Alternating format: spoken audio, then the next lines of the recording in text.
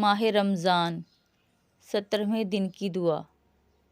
اللہم اہدینی فیہ لی صالح الاعمال واقضی لی فیہ الحوائج والآمال یا من لا یحتاج الی التفسیر والسوال یا عالما بما فی صدور العالمین صلی علی محمد وآلہ الطاہرین۔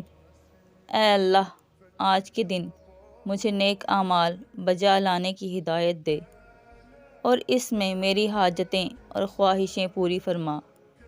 اے وہ جو سوال کرنے اور ان کی تشریح کا محتاج نہیں، اے ان باتوں کے جاننے والے جو اہل عالم کے سینوں میں ہے، محمد صلی اللہ علیہ وآلہ وسلم اور ان کی پاکیزہ آل پر رحمت نازل فرما۔